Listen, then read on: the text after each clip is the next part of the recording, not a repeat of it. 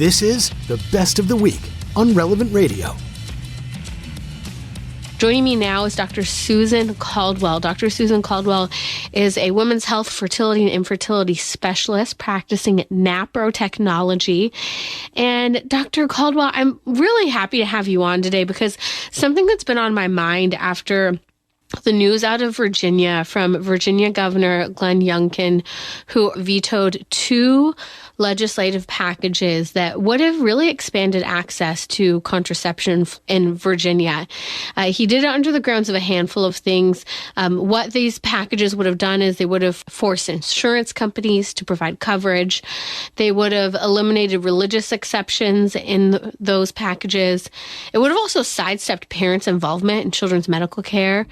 And it had, I think, concerns with regard to the increase in access to sale of contraception that already has very little regulation, I guess you could say, in many respects. So Governor Youngkin vetoed under the grounds of contraception is already protected, 1, federally by the U.S. Constitution, which would trump state law, and then 2, that the bills themselves had significant flaws in creating overly broad rights to action when it came to contraceptive use. And as I was looking at this news, Dr. Caldwell, what really came to mind immediately was that people are going to say, okay, here are Catholics and Christians trying to force their worldview of not wanting to take contraception on everyone else. And, a lot of people say, you're Catholic, just don't take contraception. Or you're Catholic, just don't have an abortion. What do you care if I do? It's not it's not your choice. It's not your involvement. And you hear these arguments over and over again. And I really believe we stand on firm ground that whether you're Catholic or not, contraception has no business in women's bodies, in conversation about family planning, in conversation about educational and professional goals. And I know you agree as a working professional and physician as well. And so I'd love to kind of walk through your own journey where you went from prescribing birth control to really wrestling with this topic. Yeah, I really did. After I had taken birth control myself for 10 years, thinking that that was the right thing to do as a woman who had great aspirations to be a professional, and I thought that was something I had to do. Really didn't understand what I was signing up for, like most women don't. They just see very on the surface, very, very clearly, okay, it's a black or white thing. I don't want children, so I'll take this pill, and that's the end of it, without really going any deeper. Well, for a long time as a cradle Catholic and not really understanding the teachings of the Catholic Church, I'll say I had some resentment towards the Catholic Church. So I understand what you just said, how people could say, oh, those Catholics, they don't, they just want to, right? I felt that, I remember giving a prescription for birth control to a patient before I really understood what it was. So I wrote the prescription and we had to say the indication was for some medical, I remember, having to, we have to come up with a medical, reason so that it'll get covered. And I was like rolling my eyes, oh my goodness, God is so merciful. But as I started to see one after the other, patients were coming in with their breast cancer and their strokes and their blood clots. And I was really it was, I kind of felt like a little tiny bit of St. Paul and the horse, moment where he was kind of struck down, because really I had to really wrestle with that. And this was really before I had come back to my faith very strongly. I just, I'm just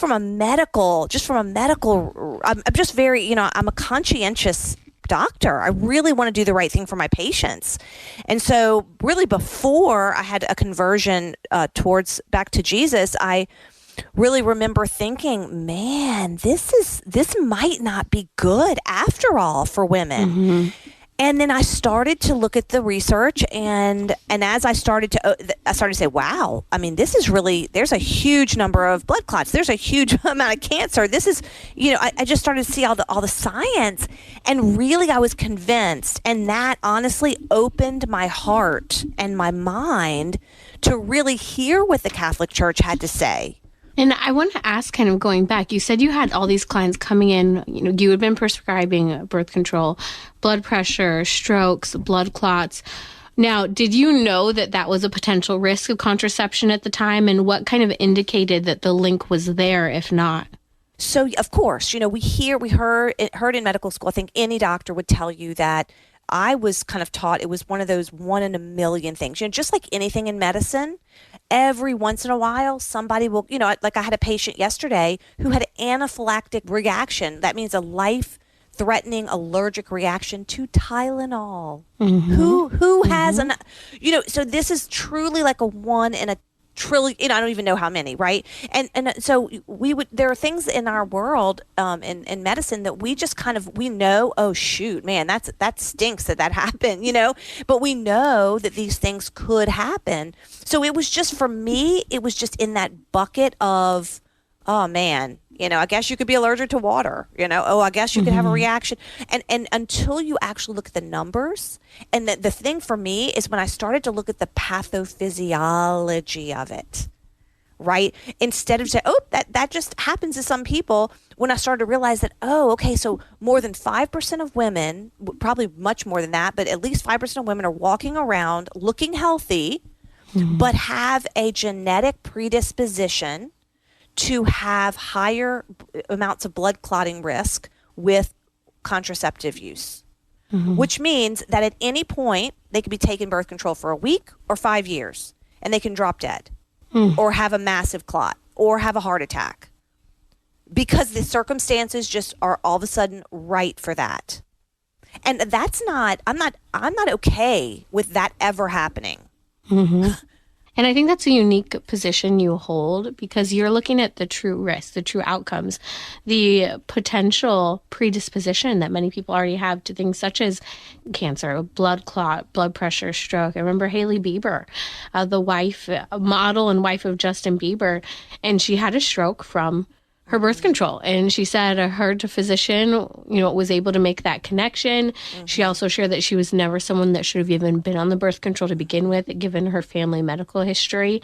But no one talks about this. So when you hear people say, well, you're just Catholic, or you're just a Catholic physician, so of course you're not okay with birth control, but what does that have to do with me? Can you just prescribe it? Can't you just, it has nothing to do with you.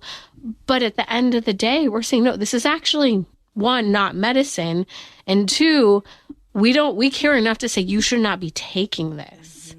Yeah. And that's really, as much as I love my Catholic faith and can all argue against birth control as it relates to the moral arguments, I think that the scientific arguments are much more Agreed. Like just from a human perspective, from a medical, pathological, physiological perspective, it just is a bad type of technology. It really is. And if someone were to ask me, Dr. Caldwell, well, you're Catholic, but why would you object to taking contraception? What's the big deal? I think there are so many arguments that we could have, but for me, it's 1, it's a group 1 carcinogen. Women are literally contracting cancer at much higher rates than ever before. 2, it's does permanent damage, well, short-term and long-term damage to your mental health. We have the Journal of the American Medical Association showing that if you take this when your brain's still developing prior to 25, you actually are creating permanent damage of anxiety and depression for the rest of your life to your body. 3, future fertility is thrown out the window. My generation, Dr. Caldwell, you as well, we were told, have children on your own timing, reach your educational goals, have the size family you want. But here's what I've seen among my peers as a millennial. People who maybe generations ago used to say their life aspirations were to get married and have children as women. Now you have a lot of young women who say, I don't know if I want kids. I'm scared to have kids. I don't like the idea.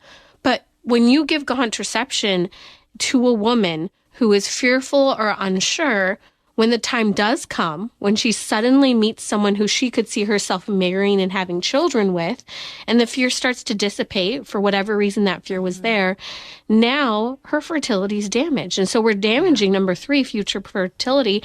And 4, It functions as an abortifacient. People have no idea how often babies who are conceived are dying in the process of using these hormonal contraceptives, which most of them have the fail-safe of an abortion. So those are just 4 simple reasons that have nothing to do with our Catholic faith. Yeah. When I stopped prescribing, I was really, worried because I was so convinced from the faith side and I was so convinced from the science side. But there was a fear that when I stopped prescribing birth control, that patients and my colleagues would just assume I was just a crazy religious person, right? And so I really had to get smart with the science, because if I was going to go out, I had to really have all the arguments there. And I think so many Catholic physicians, they get convinced on the faith part, but they aren't educated on the science. And so I think we really need to do a better job helping medical students, all the people, even nurses, physical therapists, especially mental health providers, so that everyone can be out there just telling the truth and steering women to, different ways of knowing their body and preventing pregnancy. We want to educate and help people to make the best decision for themselves and their families. So when you stopped prescribing birth control, you were convinced not just from a religious standpoint, but a scientific standpoint that this was better for women. Did your patients react? Did you see any changes in patients who were convinced to come off of the pill? Well, gosh, that was such a scary time. I just remember, man, it was so scary. I just never knew with each door when I opened it what they were going to say. But to be honest, I got from patients, when I explained that to them, I said, look, I'm not going to prescribe your birth control this year. I've learned some information about this medication that makes me really, this is against the oath that I swore when I went into this profession. I just explained to them that I cannot confidently give you this medicine knowing that I'm helping you, because I'm not. And so, and I would explain, because every woman has their own particular risks for them. Like some women might have a high risk of breast cancer in the family. And so I might speak on that, on that area for them. And other women might be overweight or smoking or older, and I would use different, talking points, of course, because there's so much. And, in some women, I'd had to apologize and say, I'm so sorry. I did not know that I could really hurt you using this technology. And so it was very humbling, actually, because I had to admit that I was wrong. And nobody likes to admit, especially doctors. We don't like to admit we're wrong. So, but women were overall, like, they appreciated and respected my, where I was coming from. I love that when you're actually able to have those conversations with people about the reality of medicine and science on their bodies with such integrity and genuineness as you have, it really makes an incredible impact on these women. And then some women, of course, don't, they just want their birth control. And so, there's plenty of people to give it to them, and we may not be a good fit, and they might have left, and that's okay. And I get bad reviews on my, and that's okay. I don't mind. Yes. I don't want to make everybody happy, because I think that there would be something wrong with that. And people come back sometimes, or that you plant a seed, and even if they don't come back, they know, they heard it. You introduce them to a better and different way of navigating their health care. And I can't even tell you how many friends or acquaintances who have come back and said, hey, you mentioned something, and can you tell me just a little bit more? Or I learned this, and this was interesting. And it opens up that conversation in a way that really allows for honesty when it comes to the reality of how medicine is impacting our bodies as women, in particular birth control. And that's the case for why doesn't matter if you're Catholic or not, you shouldn't be on birth control. It's hurting our bodies. You've heard it from a physician. You've heard it from myself, who as a Catholic objects, but as a woman objects to anyone ever being prescribed this. So please share a link to this episode of Trending